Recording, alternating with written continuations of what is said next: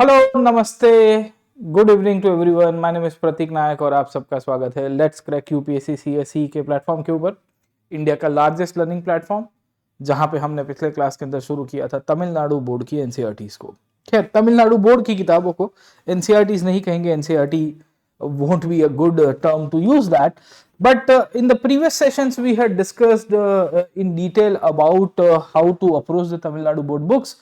Precisely हमने stone age के ऊपर डिस्कस किया था, हमने इंडस वैली सिविलाइजेशन के ऊपर डिस्कस किया था, हमने इसके ऊपर से ही वैदिक एज के ऊपर भी चर्चा की थी, और साथों साथ हमने ये भी देखने की कोशिश की थी कि इस पीरियड के कार्यकाल के समय पे प्रिसाइसली महाजनपद का फॉर्मेशन, बुद्धिज्म और जैनिज्म के ऊपर भी चर्चा की थी। खैर, बुद्धिज्म आज के क्लास के अंदर हम लोग करने वाले हैं, क्योंकि will be continuing with the Tamil Nadu board books, और जहाँ पे हमने पिछले क्लास के अंदर जो हेटेरोडॉक्स सेक्ट के बारे में चर्चा की थी और जैनिज्म में महावीर के टीचिंग्स के बारे में देखा था, उसको आज कंटिन्यू करेंगे। तो इंटेंशन ये है कि हम लोग एक कंसाइज कॉम्प्रिहेंसिव कोर्स चलाए। कौन सा कोर्स? नाम ही है कंसाइज कॉम्प्रिहेंसिव कोर्स। ओके, जहां पे हम आपको कॉम्प्रिहेंसिवली पढ़ा है, पर उतना ही जितना आपको एग्जाम के अंदर जरूरत है और एक बेसिक अंडरस्टैंडिंग के लिए जरूरत है सर। ठीक है, तो एक बेसिक अंडरस्टैंडिंग के लिए ये कंसाइज कॉम्प्रिहेंसिव कोर्स आपको बहुत ही हेल्प करेगा। तो इस बेसिस के रूप में हमने ये कोर्स की शुरुआत की है। हमने पिछले क्लास के अंदर जब हिस्ट्री का पढ़ने की शुरुआत की थी, तो शायद तक आपको क्रोनोलॉजिकली बता ही दिया था कि हम शुरुआत तो प्री हिस्ट्रिक इंडिया से करते हैं, जिसे हम लोग स्टोन एज के रूप में पहचानते हैं। खैर, स्टोन एज के टॉपिक को हमने ज्यादा नहीं देखा। हमने उसके बाद इंडस वैली सिविलाइजेशन के ऊपर जंप किया, इसके ऊपर चर्चा की थी। हमने इसके बाद वैदिक एज के ऊपर चर्चा की थी। वैदिक एज में हमने लेटर वैदिक, अर्ली वैदिक दोनों को समझा। उसके बाद हमने महाजनपद के बारे में चर्चा की थी कि भारत में 16 राज्यों का निर्माण हुआ।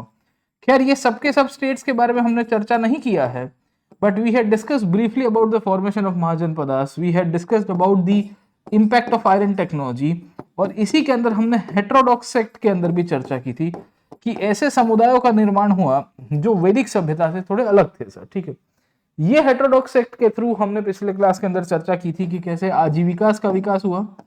ये हेटेरोडॉक्स सेक्ट्स के अंदर हमने ये भी चर्चा की थी कि कैसे इस पीरियड के अंदर हमको पता चल रहा है कि जैसे जैनिज्म का डेवलपमेंट हुआ। आज हम लोग बेसिकली चर्चा में लेने वाले हैं बुद्धिज्म के ऊपर, और हम लोग समझने की कोशिश करेंगे बुद्धिज्म, बुद्धा के टीचिंग्स, बुद्धा के आइडियल्स क्या हुआ करते थे, और साथों साथ बुद्धा कौन थे, उनकी फैमिली की जर्नी, उनकी लाइफ कैसे रही है, उसके ऊपर भी चर्चा करेंगे सर। ठीक है, तो बिफोर प्रोसीडिंग फर्दर, मैं आपके लिए यही बताना चाहूंगा कि आपने बहुत सारा प्रतिसाद दिया है, and thank you very much for your very warm response to this series that we have just started off as well sir, है ना। मैं अनअकैडमी प्लस के ऊपर भी पढ़ाता हूँ, और मेरे साथ इंडिया के top most educators Unacademy plus के ऊपर पढ़ाते हैं।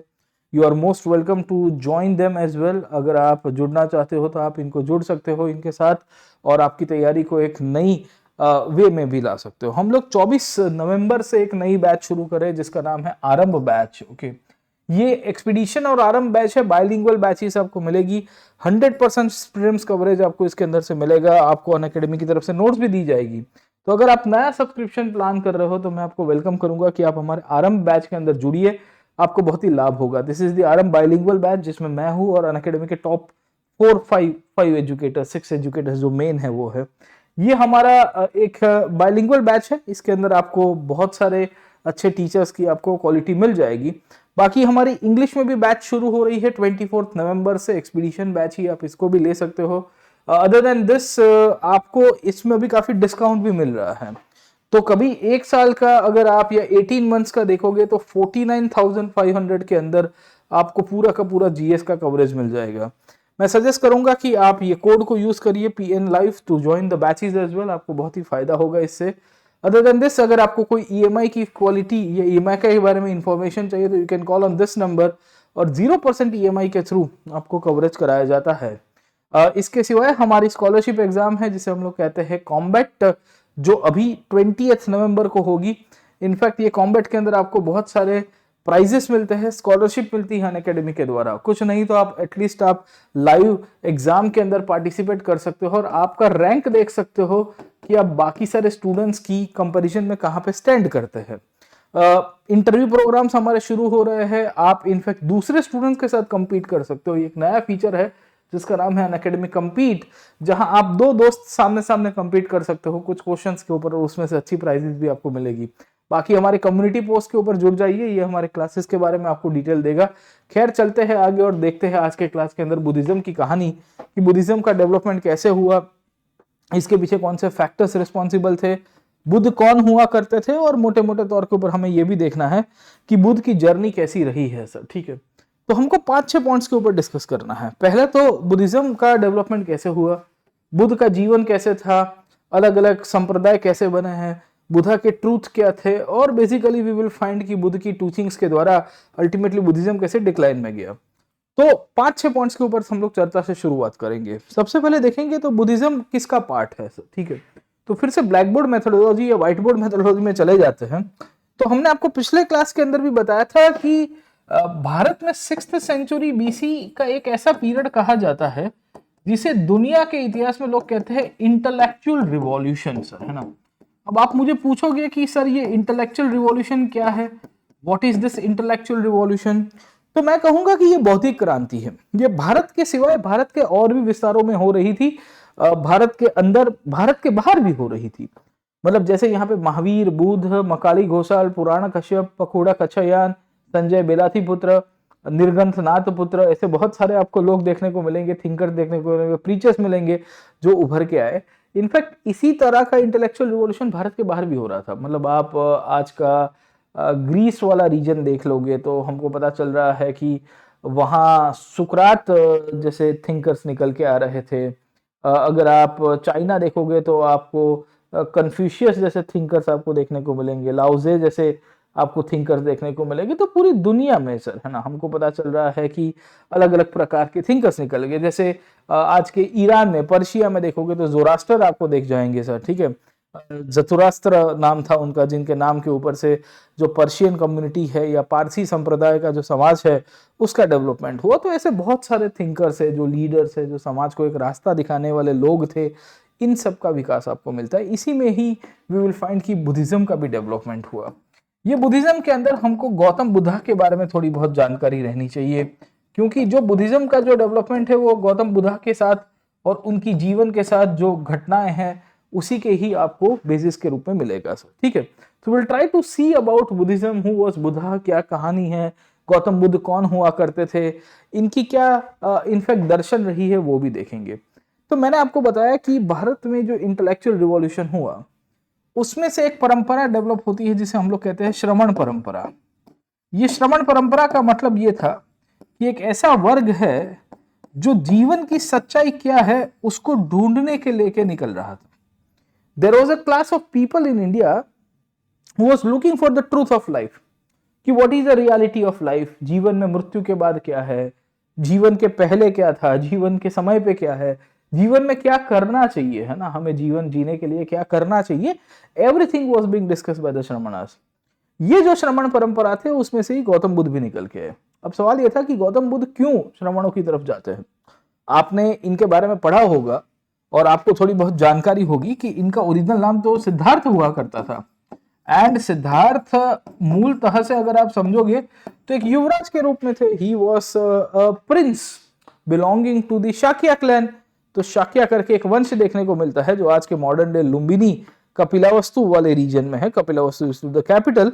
वहां से बिलोंग करने वाले सिद्धार्थ क्यों संसार को त्याग किए, ये कहते हैं कि मैं तो बोधि बनने जा रहा हूँ, मुझे जीवन की सच्चाई जो है वो ढूंढनी है, मुझे जीवन की सच्चाई देखनी है और मुझे एक नई दिशा देनी है अपनी लाइफ को सर। ठीक है, तो सवाल इस बेसिस के रूप में हमको ये पता होना चाहिए कि हम जब बुद्धिज्म को पढ़े तो पहले बुद्ध को पढ़ना है, क्योंकि बुद्ध के ऊपर से ही बुद्धिज्म को समझना है। मोटे मोटे तौर के ऊपर जब तक हमने बुद्धा के जीवन को नहीं समझा तब तक हम बुद्धिज्म को नहीं समझ पाएंगे। If you do not understand who was Buddha, what his life was, if you do not understand what Buddha preached for, why Gautam became Buddha, है ना, जैसे कल के क्लास के अंदर मैंने आपको बताया था कि महावीर ओरिजिनल नाम नहीं था वर्धमान जी का। Varthaman got transformed into Mahavir when he achieved the कैवल्य। वैसे ही यहाँ पे भी देखने को मिलेगा कि जब हमको देखने को मिलता है कि सिद्धार्थ ओरिजिनल नाम था इनका और ये सिद्धार्थ अल्टीमेटली गौतम बुद्ध की तरफ क्यों ट्रांसफॉर्म हुए, why the transformation of a person took place and why he was called as the Buddha। आप देखिए कि उनको बुद्ध क्यों कहते थे, उसके पीछे कुछ तो तर्क होगा ना सर। तो मोटे मोटे तौर के ऊपर ये श्रवण परंपराओं का पाठ है। ऐसा कहते हैं कि 6th सेंचुरी बीसी के आसपास का पीरियड है भारत में, करीबन 568 का टाइम मैं कह सकता हूं। और 568 में 568 बीसी में कपिलावस्तु करके जो जगह है वहां पे एक शाक्य वंश रहा करता था। Shakya used to be the ganasangha. ये गणसंघ का प्रकार था। अलग अलग प्रकार की राज्य व्यवस्था हुआ करती थी। कहीं कहीं पे मोनार्कीज थी भारत के अंदर, महाजनपदों के अंदर। ये मोनार्कीज के अंदर आपको एक ही राजा देखने को मिलेगा। कहीं कहीं पे आपको गणसंघ देखने को मिलेंगे। ये गणसंघ एक ऐसे प्रकार की राज्य व्यवस्था है जहां हमको ये भी देखने को मिल रहा है कि एक से अधिक राजा अपनी क्लैन, अपने समुदाय आधारित सत्ता का विभाजन करते हुए पावर शेयरिंग करेंगे। इनको ओलिगार्कीज कहा गया है इंग्लिश की भाषा के अंदर। इनके अंदर राजा का चुनाव भी होता था, इसके लिए काफी लोग इसको एंशिएंट इंडियन रिपब्लिक्स भी कहते हैं।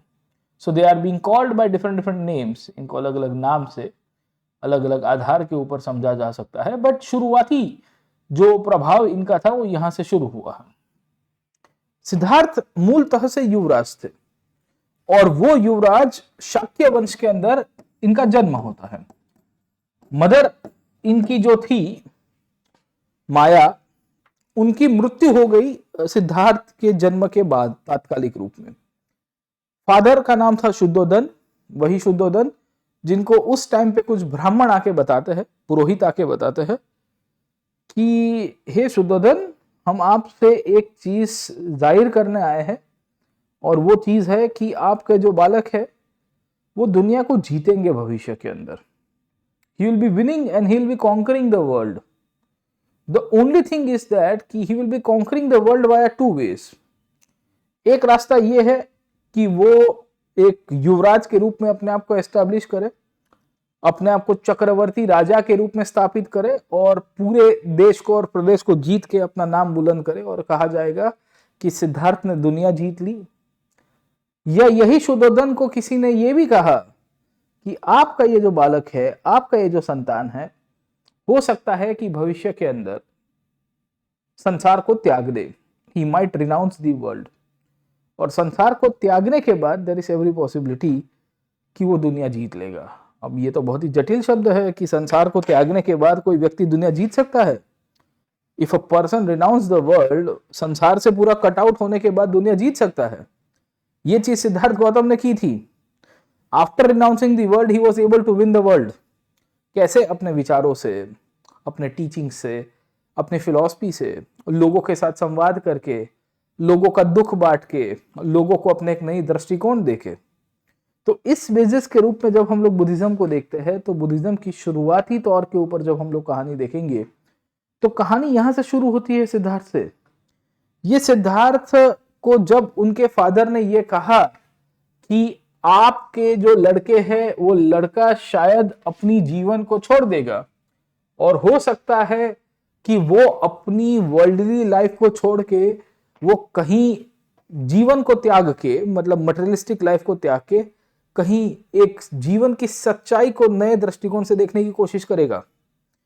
अब आप समझिए कि नया नया संतान पैदा हुआ है आपके यहाँ पे और कोई आके ये कहे कि ये लड़का बड़ा होके साधु बन जाएगा, संसार को छोड़ देगा, तो what could have been the condition of his father.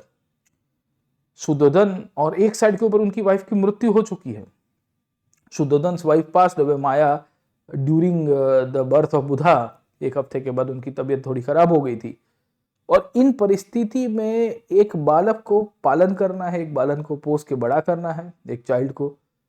यही परिस्थिति के अंदर ये भी देखा जा रहा है कि शुद्धोदन को अपने युवराज के रूप में भी इसको एस्टैब्लिश करना है, मदर है नहीं। तो इन परिस्थितियों में शुद्धोदन ने प्लान ये किया कि मैं सिद्धार्थ को एक ऐसी संसारिक चीजों में रखूंगा, इनको जीवन में कभी दुख ना आए, इनको जीवन में कभी भी एक भी प्रकार की यातना ना आए, इनको जीवन में कभी भी कोई भी प्रकार की दिक्कत ना आए, उस तरह से सांसारिक चीजों में इनको उलझा के रखूंगा। इसके कारण भविष्य में सिद्धार्थ अपने घर नहीं छोड़ेंगे, क्योंकि एक बार व्यक्ति को थोड़ी बहुत सांसारिक चीजों से मोह हो जाता है, वस्तुओं से लगाव हो जाता है, तो हो सकता है कि वो व्यक्ति उस वस्तु को पाने के लिए या उसको कंटिन्यू करने के लिए अपने जीवन का जो जीने का तरीका है वो नहीं बदलेगा और उसको कंटिन्यू रखेगा कि छोड़ो यार, मुझे दुनिया नहीं छोड़नी है। तो इस बेसिस के रूप में सिद्धार्थ की शुरुआत होती है। तो ओरिजिनल नेम गौतम बुद्ध का सिद्धार्थ हुआ करता था। ये सिद्धार्थ शाक्य करके एक वंश के अंदर जन्म लिए करते हैं। इनके फादर का नाम शुद्धोधन हुआ करता था, जो शाक्य वंश के किंग थे, और इनकी मदर हुआ करती थी महामाया, जो उस पीरियड के अंदर कोड़िया करके एक डायनेस्टी थी उसके अंडर में आया करती थी। ये कोड़िया मूलतः से कोशाल करके जो महाजनपद था उसी का ही एक पार्ट हुआ करते थे। इनकी मदर महामाया का मृत्यु हो जाता है। इनकी मदर को एक सपना आया था कि मुझे एक सफेद हाथी के रूप में मेरे शरीर में इनफेक्ट है ना एक संतान प्राप्ति होगी। कहानी के अंदर आपको यह भी देखने को मिलती है कि बुद्ध के बारे में इनफैक्ट लोगों ने एक प्रिडिक्शन की थी कि आपका लड़का जो है वो यूनिवर्सल एम्परर बनेगा, वो चक्रवर्ती बनेगा, या हो सकता है कि वो संसार को छोड़ के एक यूनिवर्सल टीचर, एक बोधि के रूप में अपने आप को एस्टेब्लिश करेगा। अब आप देखिए कि क्या परिस्थिति से उस पीरियड के अंदर सुदोधन गुजर रहे होंगे, जहां उनकी मदर माया जो अपने इनफैक्ट है ना मायके जा रही थी, और रास्ते में लुम्बिनी नाम की जगह है, वहां पे सिद्धार्थ गौतम का जन्म हो गया। माया की तो मृत्यु हो गई, पर सुदोधन ने यह ध्यान रखा कि सिद्धार्थ गौतम को एकदम लग्जरी में रखा जाए, इतनी लग्जरी कि इनको कोई भी चीज की कमी ना हो। ये कमी में माता की कमी भी पूर्ण की गई उनको, क्योंकि उनकी मदर की तो मृत्यु हो गई थी। तो लोकमाया देवी जो उनकी मदर का नाम था, या महामाया देवी के रूप में इनको पहचानते हैं, उनकी एक सिस्टर हुआ करती थी जिनका नाम था प्रजापति। और ऐसे कहते हैं कि सिद्धार्थ गौतम का जो पालन पोषण है वो माया की सिस्टर के द्वारा, प्रजापति के द्वारा कर दिया गया। इस बेसिस के रूप में हमको यह पता चलेगा कि सिद्धार्थ को एकदम कह सकते हैं कि माया के अंदर उछाला गया। उनका जो पूरा बचपन था वो इसी के अंदर से गुजरा कि हमारे जो संतान है वो कभी भी साधु बनके, बोधि बनके संसार ना छोड़े। ये संसारिक चीजों में उलझने के लिए ही सिद्धार्थ को यंग एज में शादी भी करा दी गई। 16 साल की उम्र हुआ करती थी। यशोधरा करके एक क्वीन हुआ करती थी, जो महारानी थी छोटी, उनके साथ शादी होती है। और उसके बाद सिद्धार्थ के घर पे एक बालक का भी जन्म हुआ जिनका नाम था राहुल। अब सवाल ये आता है कि सिद्धार्थ इतना सांसारिक जीवन जी रहे थे, इतना बढ़िया जीवन जी रहे थे, जीवन में कोई चीज की कमी नहीं थी। He did not had any kind of problems in life. उनके फादर ने इतनी लग्जरी दी थी। पूरे किंगडम के अंदर खाली यंग लोग दिखेंगे, पूरे किंगडम के अंदर खाली और खाली फिट लोग दिखेंगे, पूरे किंगडम के अंदर यू विल फाइंड कि सिद्धार्थ गौतम यू हाथ रखते और चीजें उनके हाथ में आ जाती। इतनी हद तक आपको फैसिलिटीज दी गई थी। He had each and every facilities of life. Siddharth had each and every facilities of life, but there was one thing that was missing in Siddharth's life. उनको जीवन का एक ही भाग दिखाया गया था उनके फादर के द्वारा, क्योंकि उनके फादर को डर था कि अगर मैं सिद्धार्थ को जीवन की वास्तविकता दिखाऊंगा, if I'll show my son the reality of life, there is every possibility कि he might turn into a saint. He might start looking for it कि ये क्यों है, ये ऐसा क्यों है। और बचपन से ही सिद्धार्थ को इस प्रकार की चीजें थी। तो कहानी आपको यह मिलती है कि सिद्धार्थ जो अपना जीवन जी रहे थे, एक दिन अपने सारथी के साथ घोड़े पे बैठ के बाहर चलते हैं महल और अपने राज्य के थोड़े बाहरी विस्तारों में। मतलब सिद्धार्थ को एक जीवन दिखाया गया था उनके फादर के द्वारा, युवराज के द्वारा, वो एक पार्ट था। पर सिद्धार्थ जब अपने महल, अपने किले और अपने राज्य के थोड़े बाहरी विस्तारों में चलते हैं, तो चलते चलते सिद्धार्थ को पहली बार अनुभव होता है एक व्यक्ति जो थोड़ा बीमार लग रहा था। तो सिद्धार्थ ने अपने सारथी को पूछा, चन्ना को, बोले चन्ना ये कौन है? तो चन्ना ने कहा कि महाराज ये बीमार व्यक्ति है। तो सिद्धार्थ ने प्रश्न किया चन्ना को कि मैं भी होऊंगा बीमार? तो चन्ना ने कहा कि हाँ, भविष्य में अगर जैसे जैसे उम्र जाएगी वैसे वैसे बीमारी भी आ सकती है। सिद्धार्थ के मन के अंदर एक व्याकुल प्रश्न उठा कि उन्होंने तो अभी तक कोई बीमारी देखी ही नहीं है जीवन की, क्योंकि युवराज थे, सब चीजें ढंग के रखी गई थी उनके सामने। समय थोड़ा आगे गया, सिद्धार्थ सारथी के साथ आगे चल रहे थे रथ के ऊपर, और उन्होंने उस पीरियड के अंदर एक बूढ़े व्यक्ति को देखा। फिर चन्ना को घोड़ा देख के पूछा गया कि चन्ना बताइए ये कौन है। तो चन्ना ने कहा कि सर ये बूढ़े इंसान है। सिद्धार्थ ने तब तक कोई बूढ़े व्यक्ति को नहीं देखा था, 29 साल की उम्र हो चुकी थी, पर चीजों को ढंग के जिस तरह से रखा गया था, वहां से सिद्धार्थ को ये कल्पना ही नहीं हो रही थी कि व्यक्ति में बुढ़ापापन भी आ सकता है भविष्य के अंदर। जैसे जैसे समय आगे जाएगा वैसे वैसे इंसान बूढ़े भी होंगे sir, it's a part and parcel of life. थोड़ा सा घोड़ा आगे चलता है और सिद्धार्थ एक डेड बॉडी को देखते हैं।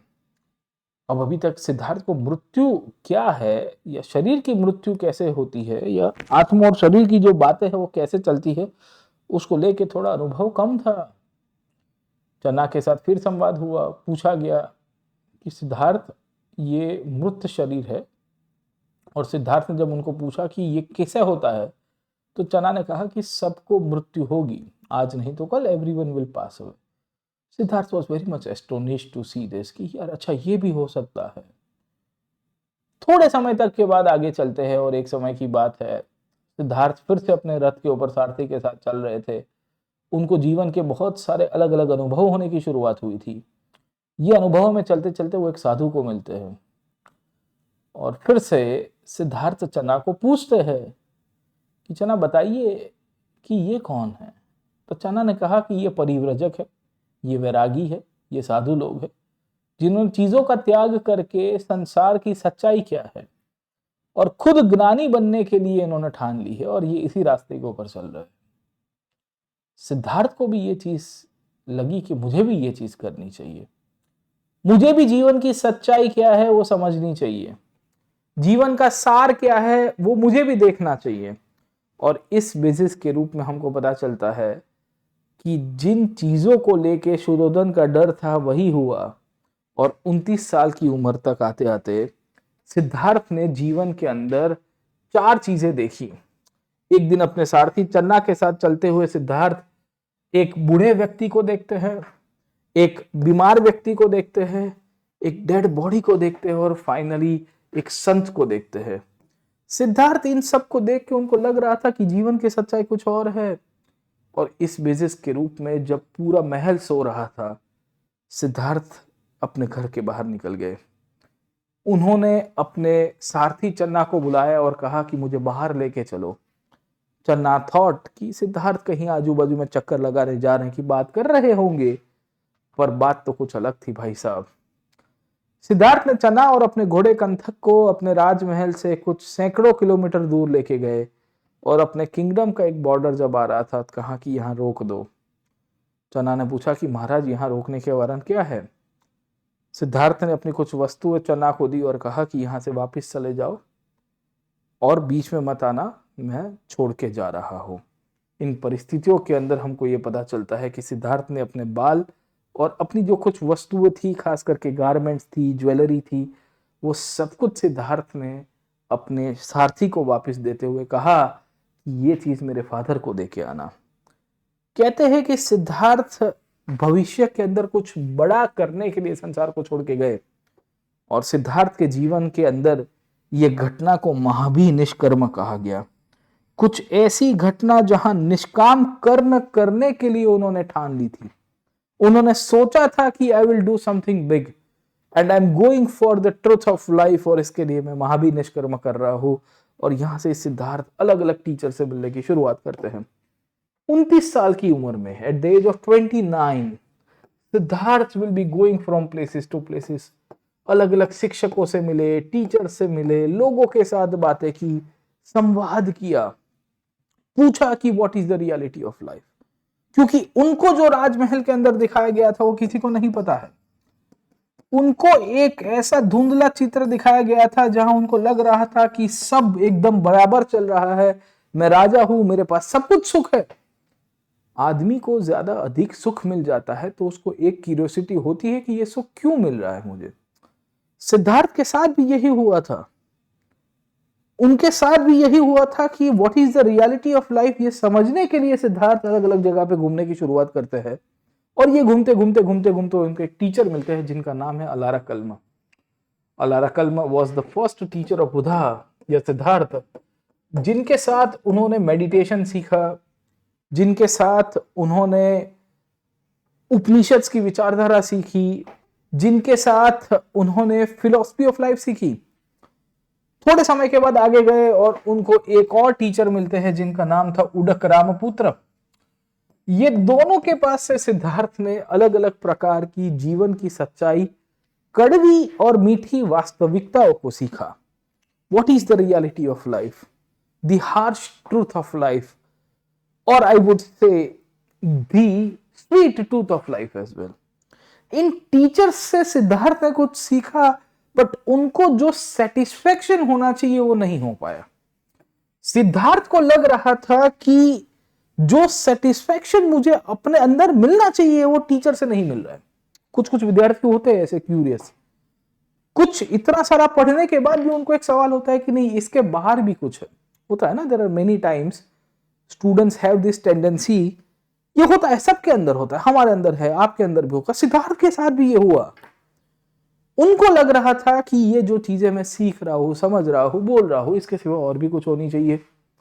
इस बेसिस के रूप में हमको ये पता चलता है कि Siddharth over a period of time in fact है ना, अपने खुद के रास्ते के ऊपर चलते हैं और गया नाम की जगह के अंदर कुछ ब्राह्मणों के साथ मिलके एक झाड़ के नीचे बैठ जाएंगे। झाड़ के नीचे बैठ के उन्होंने इतना तपस्या किया, इतना तपस्या किया, इतना तपस्या किया कि बात मत करिए। तब करते करते करते करते करते करते करते सिद्धार्थ ने अपने आप को भूखा मार दिया, क्योंकि वो फोकस चाहिए था उनको, मेडिटेशन।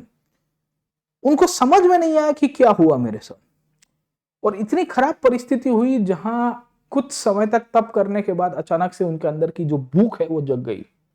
सिद्धार्थ रियलाइज कि ऐसे तो मैं कैसे ये तप कर पाऊंगा, ऐसे तो मैं कैसे अपने जीवन को चला पाऊंगा।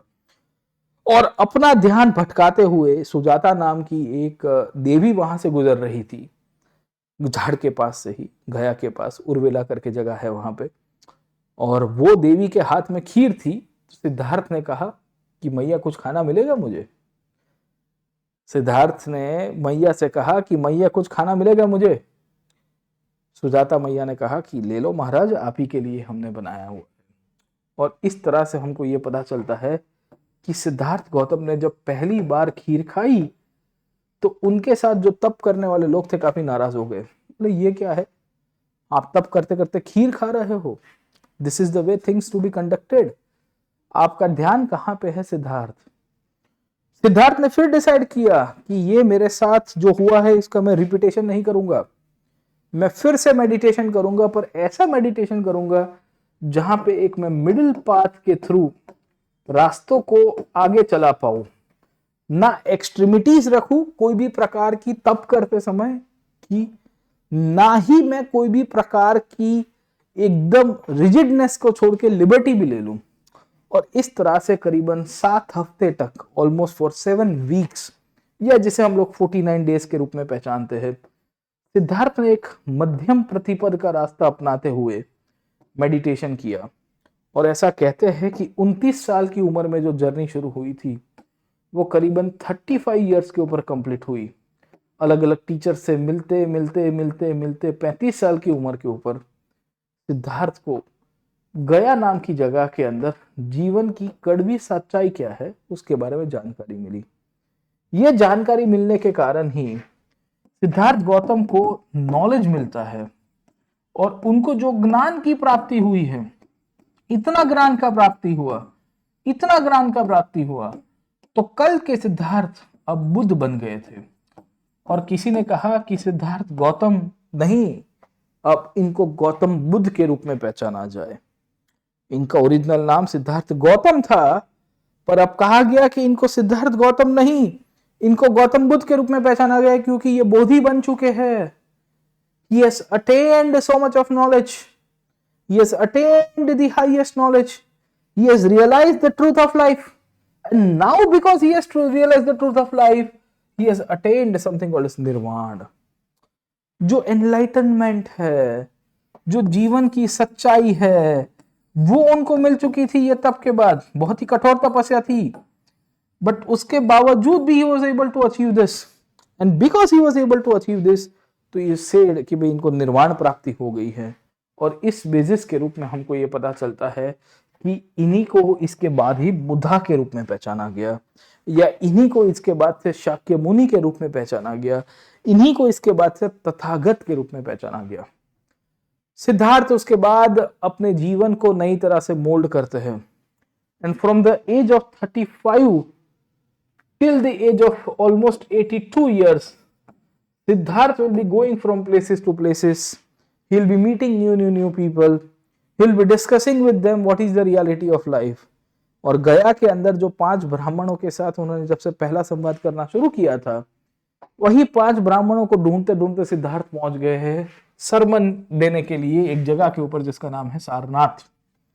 अब सवाल यह है कि ये सब जगहें आपको याद रखनी है तो जरूर से याद रखनी है, क्योंकि सिद्धार्थ ने अपना पहला सरमन जो दिया था वो सारनाथ में दिया था, और इसी सरमन के दौरान सिद्धार्थ ने इनफैक्ट अपनी जो पूरी की पूरी टीचिंग से वो देने की शुरुआत की।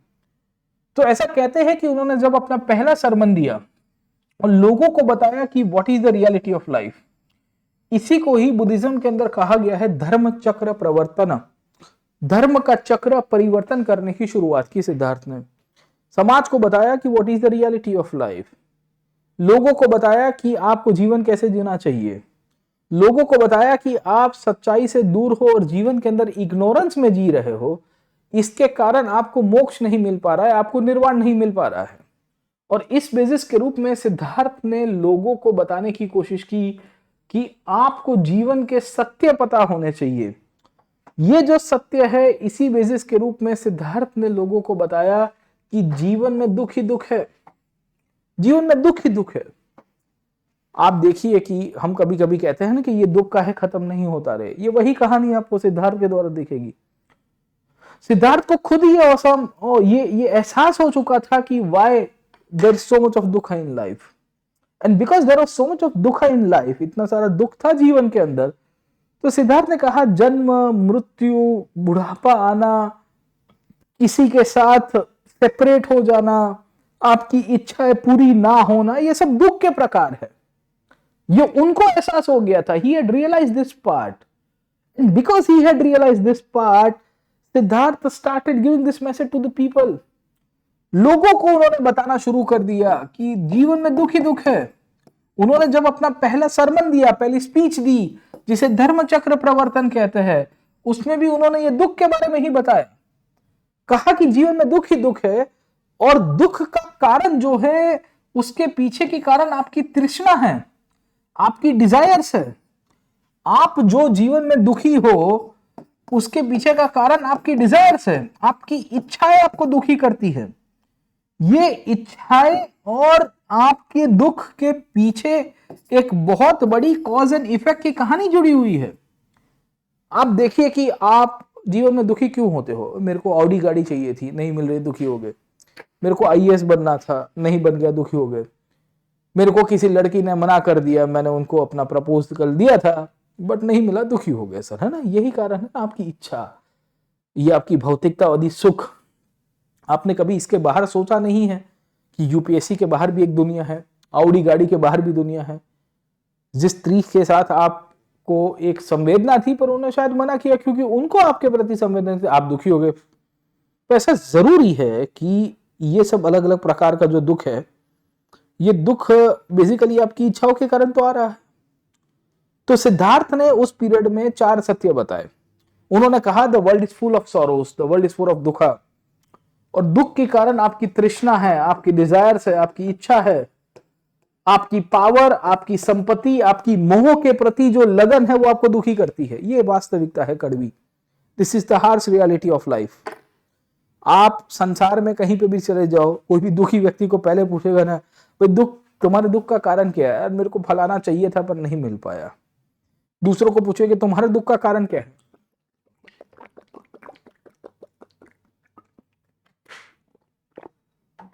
तो वो व्यक्ति भी यही कुछ बोलेगा कि मेरे को कुछ चाहिए था पर नहीं मिल पाया।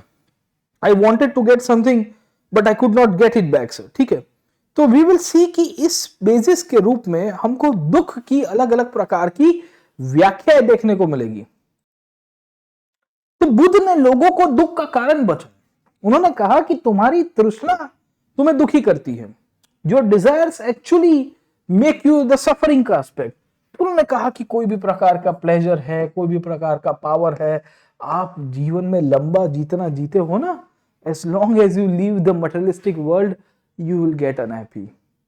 अब किसी ने उनको पूछा कि sir how to get rid of this दुख, ये दुख को कैसे दूर करें। तो बुद्ध ने कहा कि अगर आपको दुख को दूर करना है, जिसे निर्वाण के रूप में कहा गया है, तो बुद्ध ने कहा कि मेरे रास्तों को फॉलो करिए। अब किसी ने कहा कि कैसे कर सकते हैं, दुख को कैसे खत्म कर सकते हैं। तो बुद्ध ने कहा कि ये जो डिजायर्स है ना, डिजायर्स, ये जो तृष्णा जो है, इसको खत्म कर दीजिए। बहुत ही भारी चीज उन्होंने बताई है। उन्होंने कहा कि डिजायर्स, आपके अंदर की तृष्णा को खत्म कर दीजिए। क्या आप अपने अंदर की इच्छाओं को कभी मार सकते हो? क्या आप अपने अंदर की इच्छाओं की, अपनी जो डिजायर्स है उसको खत्म कर सकते हो? क्या उसको कभी सप्रेस कर सकते हो? कभी कभी हम कहते हैं ना कि मन में और दिमाग के बीच में, between your mind and between your heart there is so much of conflict takes place. आपका मन कुछ और कहता है, आपका दिमाग कुछ और कहता है, अल्टीमेटली आप फिर मन की तरफ जाते हो। तो आपको लगता है कि ये चीज मैं करूंगा तो ठीक रहेगा सर। वैसी चीज यहाँ पे दिखने को मिल रही है। इच्छाओं को मारने की बात कर रहे हैं। बुद्ध ने किसी के साथ संवाद किया, किसी ने बुद्ध के साथ संवाद किया।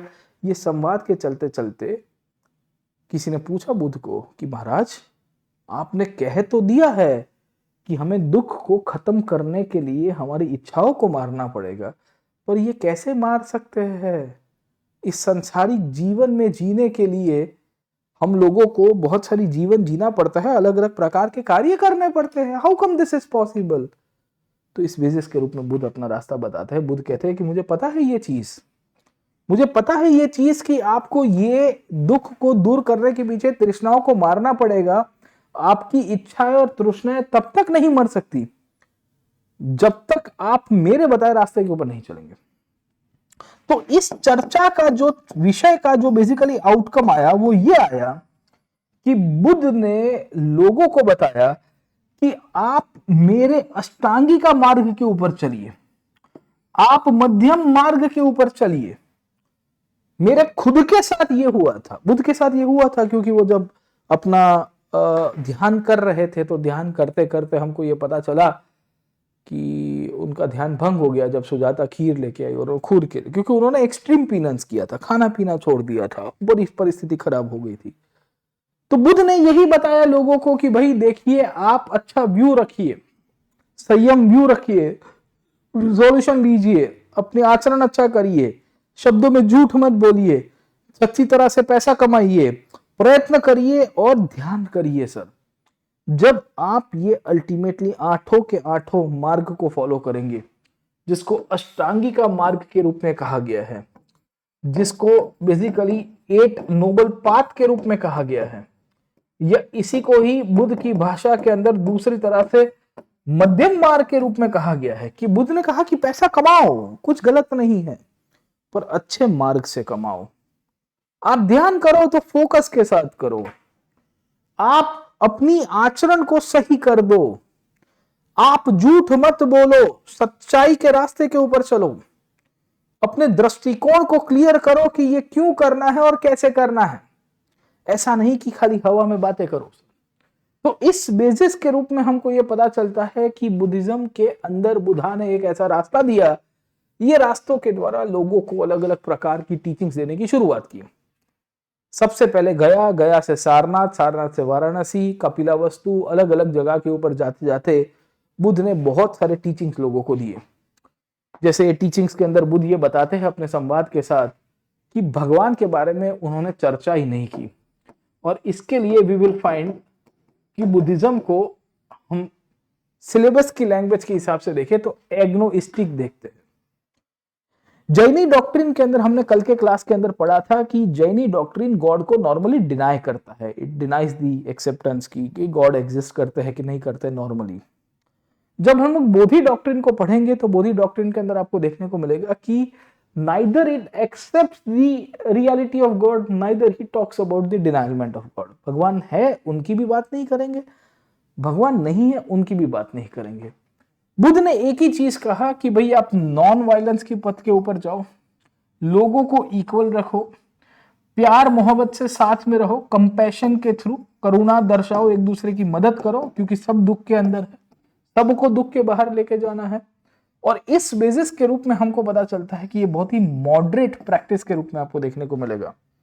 इसमें एक तरह से हमको ये पता चल रहा है कि ट्रेड और कैपिटलिज्म की जो आइडियोलॉजी उसको भी प्रमोट की। बुद्ध ने कहा कि पैसा कमाने के अंदर कोई दिक्कत नहीं है, earning money is not wrong, but the way you earn money is actually the problem sir. ठीक है, उन्होंने ये कहा कि कोई भी प्रकार की ऐसी वस्तु जहां कोई जीव हत्या हो रही है उसका आपको निषेध करना चाहिए। जैसे कि आप वेपन्स का व्यापार कर रहे हो, आप मीट का व्यापार कर रहे हो, लिकर, क्योंकि liquor is not part of the right livelihood, है ना, आप दारू बेच के लोगों का नुकसान ही कर रहे हो ना, it is not a form of an income. But if you are doing a middle path, आप कोई मध्यम मार्ग के ऊपर छोटा मोटा व्यापार धंधा कर रहे हो, अपना खुद का गुजरान चला रहे हो, लोगों के जीवन के अंदर आप खुशहाली ला रहे हो, ऐसा कोई भी प्रकार का लाइवलीहुड का प्रोफेशन भी गलत नहीं है एज पर बुद्धा। तो Buddhism is quite practical compared to Jainism. Jainism is based on the extreme penance, पर बुद्धा ने कहा कि नहीं, ऐसा कुछ हम लोग को नहीं करना है। और इस बेसिस के रूप में हमको पता चलता है कि बुद्ध अपने जीवन को जीते हैं। अपने जीवन के कार्यकाल के अंदर वो काफी सारी जगह के ऊपर घूमते रहे, एक जगह से दूसरी जगह अपने साधुओं के साथ, संतों के साथ, और अपने संघ के अंदर अपने आइडियाज को पॉपुलराइज करते हुए घूमते रहे सर। ऐसा कहते हैं कि बुद्ध आखिर के अंदर करीबन 80 इयर्स की उम्र में कुशीनगर नाम की जगह जो थी वहां पे रुके हुए थे। और ऐसा कहते हैं कि कुशीनगर में उन्होंने अपनी आखिर की सांस ली, और ये अल्टीमेटली उनकी एंड थी यहां से ही। इस इवेंट को बुद्धिज्म के अंदर महापरिनिर्वाण या परिनिर्वाण कहा गया है। जैसे उनके जन्म का एक बहुत ही इंपॉर्टेंस है, हाथी के सपने के थ्रू देखा गया उनकी मदर को। पिछली बार यूपीएससी की मुख्य परीक्षा के अंदर हाथी के ऊपर से एक सवाल भी आया था। उनके जीवन में पहले सरमन को कहा गया धर्मचक्र प्रवर्तन।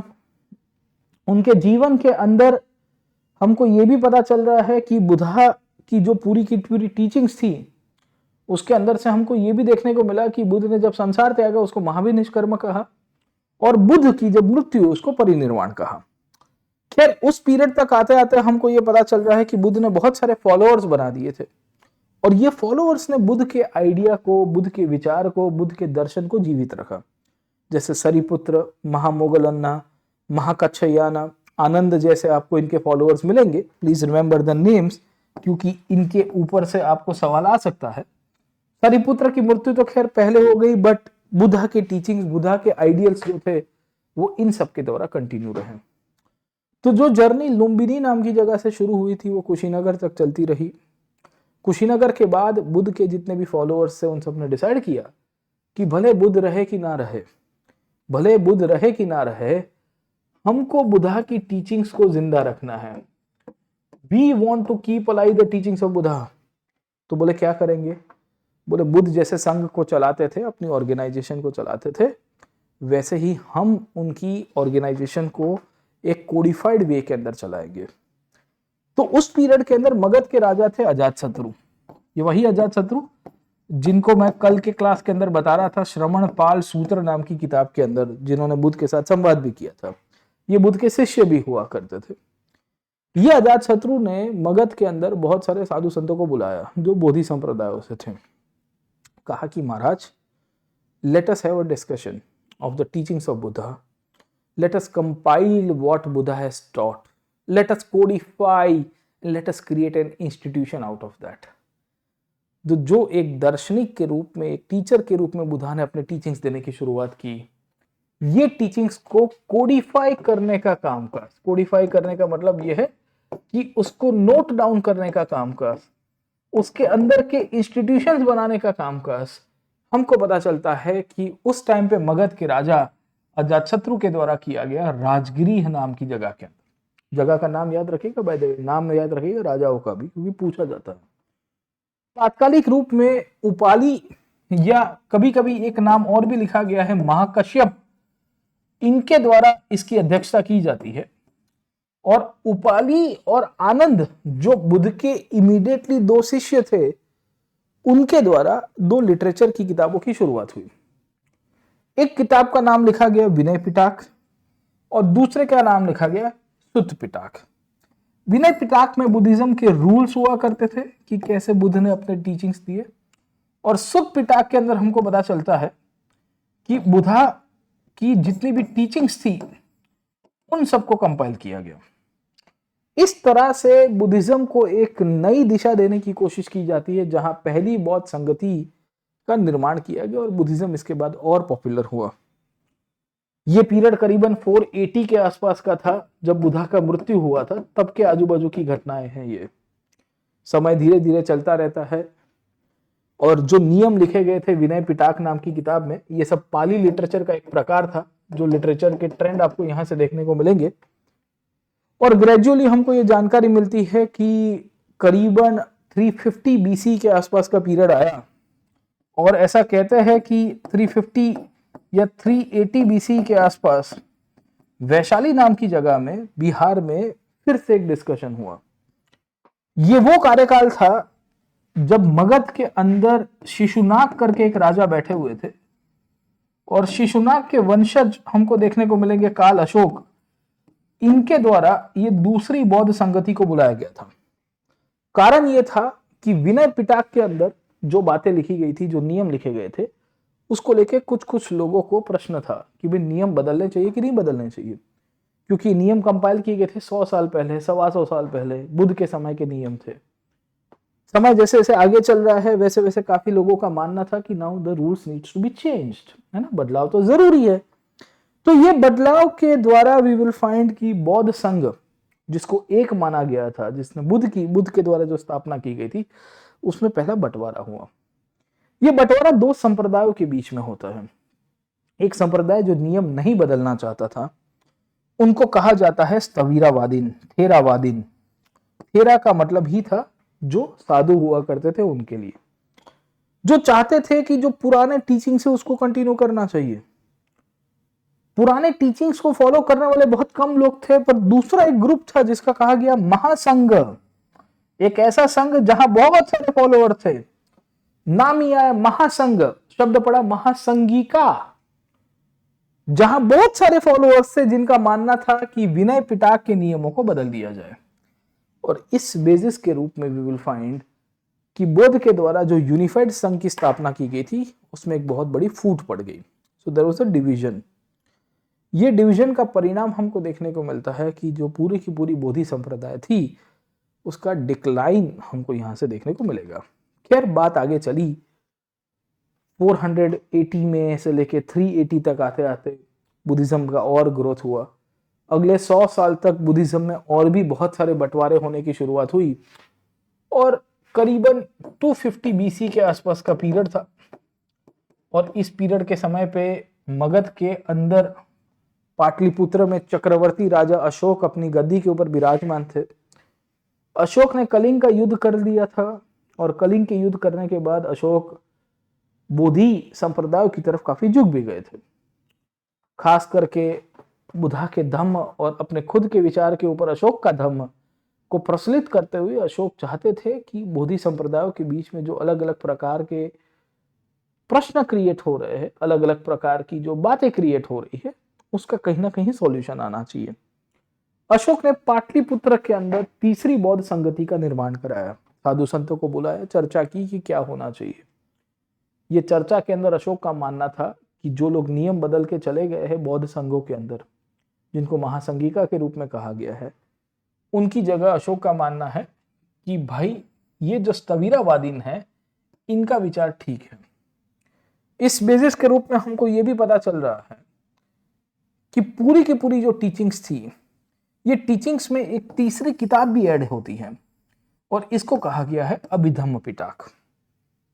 अब आप देखिए कि बुद्धिज्म में पहली काउंसिल हुई तो विनय पिटक और सुत्त पिटक करके दो बुक्स आपको देखने को मिलेगी। So when the first Buddhist council took place, two books were compiled. One was called as Vinay Pitaka and second one was Sutta Pitaka. As and when the time passed, when the third council took place, the Abhidhamma Pitaka was compiled. अब ये जो अभिधम्म पिटाक है ये कौन सी किताब है? तो याद रखिएगा कि it's a book that talks about the philosophy of Buddhism. Vinaya Pitaka talks about the rules of Buddhism. Sutta Pitaka talks about the teachings of Buddhism. Abhidhamma Pitaka, along with a book called as Kathavastu, was actually part of the Abhidhamma Pitaka. वो basically यहाँ पे compile होती है और अशोक ने कहा कि भाई सब शांत हो जाइए, बढ़िया होगा सर.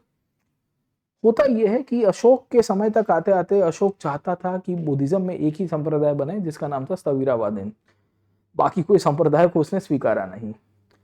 रियलिटी ये है कि जब आप इस प्रकार के संप्रदायों को देखते हैं तो सबके अपने अपने दर्शन होते हैं. Every sect has their own ideas, belief, faith, worship system. और इसी का ही परिणाम हमको देखने को मिलता है कि जब एक से अधिक संप्रदायों का निर्माण होने की शुरुआत हुई, अशोक ने कहा था कि मैं एक को ही मानूंगा जो है स्थविरावादीन या थेरावादीन.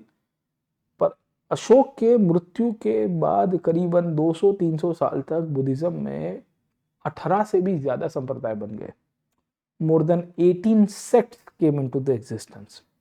और ये सब संप्रदायों के बीच में बहुत सारी उथल पुथल हो गई. कोई कहता था कि हम सही है, ये गलत है, होता है ना मान्यताओं के आधार के ऊपर. दूसरा कहता था कि हम सही है, वो गलत है सर. तो इस बेसिस के रूप में जब हम लोग ओवरऑल सिनेरियो को देखते हैं तो हमको पता चलता है कि करीबन 78 सीई का पीरियड था. ये 78 सीई के पीरियड में भारत के ऊपर विदेशी आक्रमण हो चुके हैं और विदेशी आक्रांताओं के बीच कनिष्क करके एक राजा आया होता. ये कनिष्क ने डिसाइड किया कि ये जो बौद्ध संप्रदाय के बीच में जो घर्षण हो रही है उसको कैसे भी करके अंत लाना पड़ेगा. बोले कैसे लेके आएंगे? तो बोले एक काम करते हैं, हम ये जो घर्षण है, ये जो कॉन्फ्लिक्ट है, इसको एंड कर सकते हैं with reference to a council. और इसी का ही परिणाम था कि कश्मीर के अंदर चौथी बौद्ध काउंसिल की शुरुआत हुई, द फोर्थ बुद्धिस्ट काउंसिल. ये जो चौथी बौद्ध काउंसिल थी, इसके अंदर हमको पता चलता है कि बहुत सारे बौद्ध संप्रदायों को इकट्ठा किया गया. इनमें से अगर आप समझने की कोशिश करोगे तो एक और संप्रदाय निकल के आया जिसका नाम था सर्वस्तिवादीन. उस पीरियड के अंदर बुद्धिज्म के अंदर नई फिलॉसफी का एडिशन होता है जिसके हम लोग कहते हैं महाविभाष. याद रखिएगा sir, this are all the names, क्योंकि सवाल आ सकते हैं. और फाइनली वी विल सी कि एक से अधिक संप्रदायों का उद्भव होने की शुरुआत हुई. इतने संप्रदाय उभर के आए, महासंघिका, स्थविरावादीन, सर्वस्तिवादीन, और इन सब के अंदर से वी विल फाइंड कि बहुत सारे इश्यूज हुए. तो जो कनिष्क करके राजा था, ये कनिष्क के समय पे कनिष्क ने डिसाइड किया कि इन सब संप्रदायों को एक आइडियोलॉजी की तहत बांध दे तो ज्यादा ठीक रहेगा. और इनके बांधने के दृष्टिकोण के हिसाब से all the sects were categorized into two big traditions. One was called as the Mahayana and the second one was called as the Hinayan. सुनिए मेरी बात. Because there were multiple sects and that led to emergence of so many of traditions within the Buddhism. So इस basis के रूप में हमको ये पता चल रहा है कि बहुत सारे बंटवारे हो गए. So what is happening कि because of so many sects coming into the picture, इतने सारे संप्रदाय हो गए, तो कनिष्क करके जो राजा था वो कहता है कि यार इन सब संप्रदायों के बीच में तो कुछ करना पड़ेगा. इतने सारे संप्रदायों से तो बौद्ध संप्रदाय, बौद्ध धर्म है वो टूट जाएगा. बहुत सारे फिरके होते हैं ना, बहुत सारे सेक्ट बनते हैं तो फिर फॉलोअर्स डिवाइड हो जाते. तो कनिष्क ने कहा उनको क्लब कर देते, let us pool all the संप्रदाय. तो उस पीरियड में वासुमित्र करके एक बुद्धिस्ट संत हुआ करते थे. वासुमित्र का नाम शायद तक यहाँ पे लिखा नहीं है, बट वासुमित्र करके एक बुद्धिस्ट संत हुआ करते थे. इनकी अध्यक्षता के अंदर we will come to know that इन्होंने बौद्ध की परिषद बुलाई और ये परिषद के अंदर बेसिकली चर्चा हुई, ये परिषद के अंदर विचारणा हुई और आखिर के अंदर वी विल फाइंड कि इनमें से दो संप्रदायों का निर्माण किया गया. एक का नाम था महायान और एक का नाम था हीनयान. महायान में बड़े संप्रदाय थे, हीनयान में छोटे संप्रदाय थे. ये दोनों के दोनों यान की इंपॉर्टेंस आपको पता होनी चाहिए क्योंकि ये विचारधाराओं के आधारित थे और इनमें से ही बुद्धिस्ट परंपराओं को एक नई दिशा मिली। जैसे कि अगर आप देखोगे तो महायान बुद्ध को भगवान के रूप में मानता है। ये कहते हैं कि बुद्ध एक भगवान का प्रकार है और हमको एकदम भगवान सेंट्रिक ही इनको देखे जाएंगे।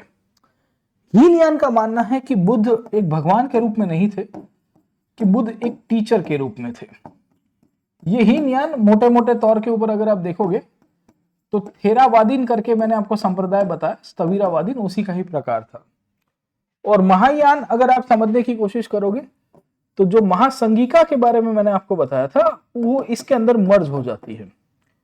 ये महायान बहुत ही पॉपुलर हुई क्योंकि बुद्ध को भगवान के रूप में गाना और इसके कारण बुद्ध की मूर्तियां बनना, और बुद्ध की मूर्तियों के कारण वी विल सी कि काफी उनकी पॉपुलरिटी होती नालंदा जैसे सेंटर्स, और खास करके आज के चाइना जापान वाले रीजन्स के अंदर महायान की पॉपुलरिटी बहुत बढ़ेगी। वी विल सी कि Sri Lanka, Burma, Thailand, South East Asia, इन सब के अंदर हमको पता चलता है कि हीनयान पॉपुलर था। खैर आज की तारीख में वहां पे भी आपको महायान पॉपुलर देखने को मिलेगा। तो इन सब प्रदेशों में एक साइड के ऊपर आपको हीनयान का इंपॉर्टेंस मिलता है, but over a period of time now Mahayana is also same popular in the south East Asia country, because ये बुद्ध की मूर्तियों के रूप में मानते हैं, बुद्ध की मूर्ति पूजा होती है, आइडल वर्शिप, और ये सब कुछ आपको देखने को मिल जाएगा। ये बुद्धिज्म में हीनयान और महायान तो ये दोनों थे ही, ये फर्स्ट सेंचुरी के आसपास आए। इनमें एक तीसरा संप्रदाय भी आया, the third sect also emerge in Buddhism. अरे भाई साहब, इतने संप्रदाय हो गए थे, उसको मर्ज करके तो फिर दो में कन्वर्ट किया। अब फिर से उसमें तीसरा निकल के आया, क्यों? तो आइडियल वर्शिप और बेसिकली बहुत सारे जो ट्रेडिशंस थे उसके अंदर एक तीसरी बैंड हुई, और इसको हम लोग कहते हैं वज्रयान के रूप में।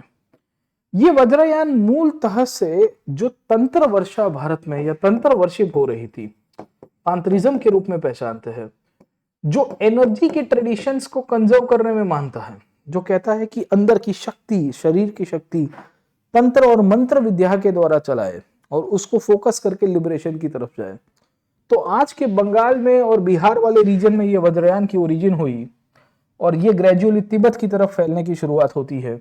बिहार में खास करके विक्रमशिला जैसी यूनिवर्सिटीज पाल डायनेस्टी की तरह बनाई गई, वहां पे आपको ये वज्रयान की ट्रेडिशंस बहुत देखने को मिलेगी।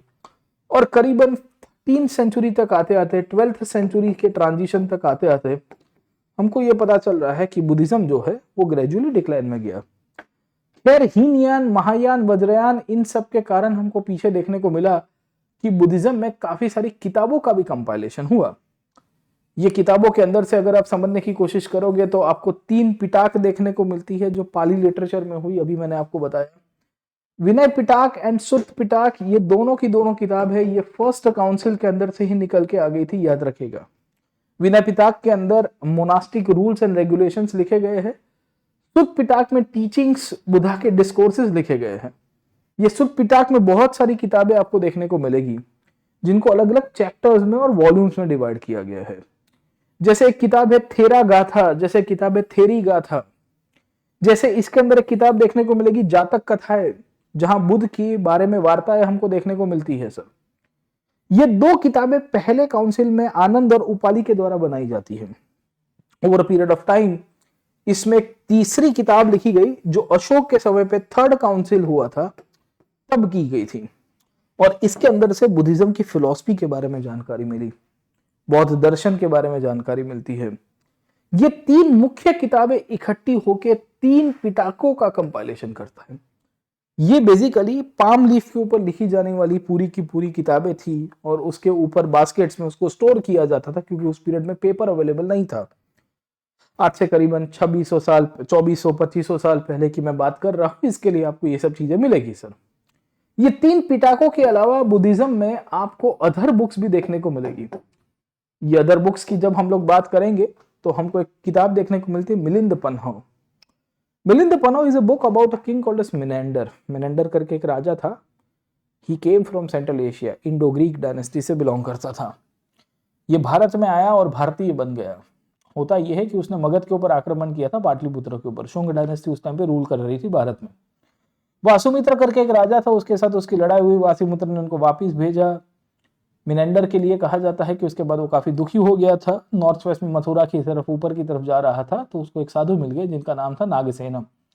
नागसेन के साथ उन्होंने संवाद किया। मेनेंडर को समझ में आया कि जीवन की सच्चाई तो जो मैं देख रहा हूँ वो नहीं है, कुछ और ही है। मेनेंडर अपने आप को बुद्धिज्म के अंदर कन्वर्ट करता है और अपने आप को मिलिंद के रूप में पहचानता है। मिलिंद और नागसेना के ऊपर जो चर्चा हुई, इसी के ऊपर से एक किताब लिखी गई जिसका नाम था Milinda Panho, the questions of Milinda. अंग्रेजी में उसका अनुवादन किया गया था लेटर ऑन पीरियड के अंदर। बट ये बहुत इंटरेस्टिंग कहानी देखने को मिलेगी। इसी तौर के ऊपर बुद्धिज्म साउथ इंडिया की तरफ जाते जाते श्रीलंका की तरफ चला गया। अशोक ने अपने 2 संतानों को भेजा था, संघमित्र और महेंद्र को। इसके सिवा अशोक ने बहुत सारे धर्म आमत्यस को भेजा गया था, धर्म महामंत्रास के रूप में उनको पहचानते हैं। ऐसे आमत्यस जिनका काम था अशोक और बौद्ध के धर्म को पॉपुलराइज करना और डिप्लोमेसी के थ्रू सॉफ्ट पावर को इन्फ्लुएंस करना। श्रीलंका के अंदर बुद्धिज्म पहुंचता है और बुद्धिज्म पहुंचने के कारण श्रीलंका के इतिहास के ऊपर से किताबें लिखी गई, जिनमें 3 किताबें बहुत फेमस है। एक का नाम है द्वीप वंश, द्वीप का मतलब है आइलैंड, आइलैंड की जो स्टोरी है। दूसरे का नाम है महावंश, महानामा करके एक बौद्ध साधु हुआ करते थे श्रीलंका के अंदर, उनके द्वारा लिखी गई है। एक का नाम है कुल वंश, कुल का इतिहास कैसे शुरू हुआ, इसमें अशोक का कंट्रीब्यूशन श्रीलंका में कैसे पहुंचा, बुद्धिज्म श्रीलंका में कैसे पॉपुलराइज हुई, इसकी भी बातें की गई है। इसके साथ साथ बुद्धिज्म में बहुत सारी जातक कथाएं देखने को मिलेगी। ये वो कथाएं जहां बुद्ध को अलग अलग रूप में देखा गया है। बुद्ध के साथ साथ बोधिसत्व की कहानी भी आपको देखने को मिलेगी। बोधिसत्व वो लोग हुआ करते थे जो अपना निर्वाण टाल देते थे और ये लोगों की हेल्प करने की शुरुआत करते हैं। जब महायान बुद्धिज्म की शुरुआत हुई तो हमको पता चलता है कि बहुत सारे कंपैशनेट बीइंग्स का डेवलपमेंट हुआ और इस बेसिस के रूप में हमको ये पता चला कि अलग अलग प्रकार के लोगों को बोधिसत्व के रूप में कंसीडर किया गया। सर, बोधिसत्व वो होते हैं जो संसार में कोई भी प्रकार की चीजों का मोह नहीं रखते और जीवन की तरफ चले जाएंगे। और इस बेसिस के रूप में वी विल फाइंड कि एक जातक कथाएं लिखी गई है। Jataka is a folk story in Buddhism, जो सुत्त पिता का पार्ट था। और इसके अंदर की जातक कथाओं के अंदर हमको पता चलता है कि एक टाइग्रेस की कहानी बताई गई है। टाइग्रेस एक शेरनी थी। She was born in a family for renowned and she became a Bodhisattva. It was the first forest he encountered a starving tigress which after giving birth to the cubs was about to eat her own cub for her survival, and with no food in the sight the bodhisattva offered his body as the food to the tigress out of compassion। आप देखिए कि एक व्यक्ति है, एक व्यक्ति बोधिसत्व के रूप में जीवन जी रहा था। वो जंगल में गया, वो जंगल में जाके देख रहा है कि एक भूखी शेरनी अपने संतानों को खाने की कोशिश कर रही है क्योंकि उसको बहुत भूख लगी थी। तो बोधिसत्व जाके कह रहे हैं कि तुम अपने बच्चों को मत खाओ, आप मुझे खा जाओ। आप देखिए कि कितने बड़ा बलिदान और त्याग आपको देखने को मिलेगा। तो ऐसी बहुत सारी बोधिसत्व की कहानी आपको बुद्धिज्म के अंदर दिखेगी। बुद्धिज्म करीबन 12वीं शताब्दी तक चलता रहा। मतलब अगर आप ओवरऑल बुद्धा की जर्नी को देखने की कोशिश करोगे तो 6th सेंचुरी BC के अंदर से बुद्धिज्म का डेवलपमेंट होने की शुरुआत हुई।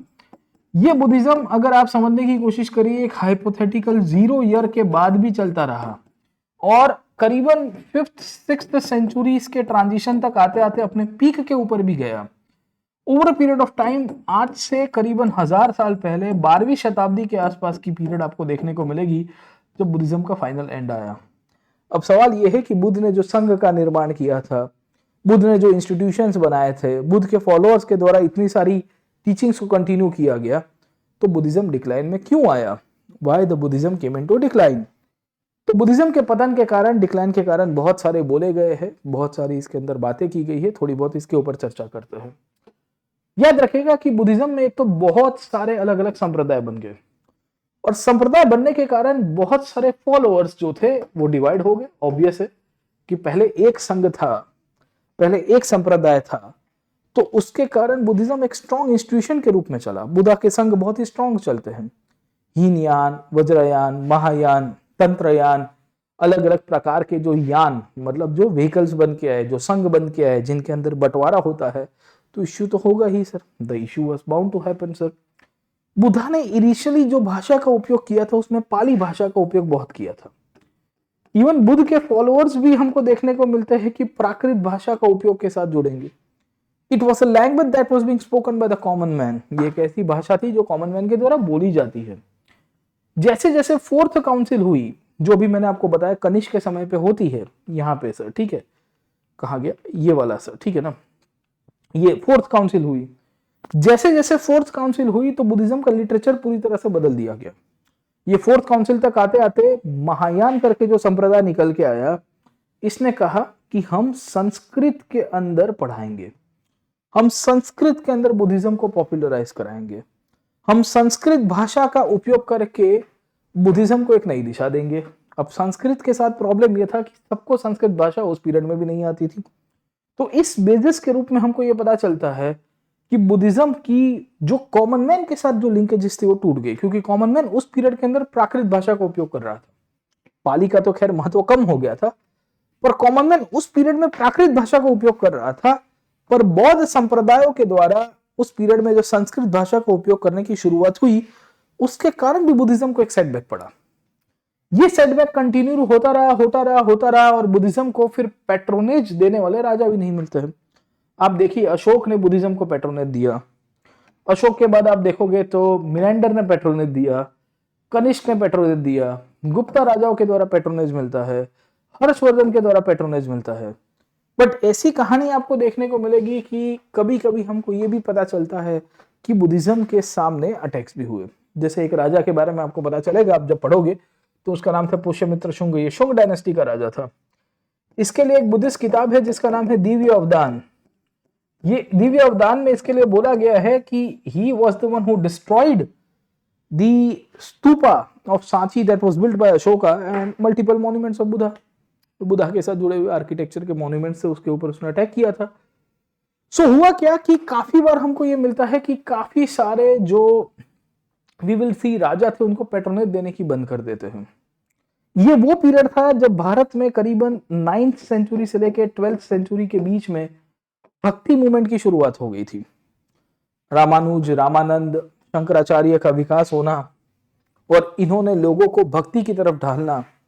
ये भक्ति के अंदर ये भी बोला गया कि बुद्ध कोई और नहीं पर विष्णु जी के ही 9वें अवतार थे। Buddha was considered to be the 9th incarnation of Vishnu ji and if is considered as the 9th incarnation of Vishnu ji, उसका मतलब ये होता है कि भाई अब धीरे धीरे लोग बेसिकली जो वैदिक परंपरा है, जो ट्रेडिशनल प्रैक्टिसेस है, उसकी तरफ चले जाएंगे। बुद्धिज्म सर्वाइव भी होता पर विदेशी आक्रमण उसके ऊपर हो गए। जैसे कि करीबन 6ठी शताब्दी के एंड में, 6th सेंचुरी के एंड में सेंट्रल एशिया से आने हुए एक डायनेस्टी आती है जिसका नाम है हुन डायनेस्टी। ये हुन डायनेस्टी के राजा थे तोरामण, मिहिरकुल जैसे नाम आपको मिलेंगे किताब के अंदर। इन राजाओं ने बौद्ध मथकों को और बौद्ध मठों को बहुत अटैक किया। बौद्धिज्म उस पीरियड में नॉर्थ वेस्ट इंडिया में बहुत पॉपुलर हो चुका था।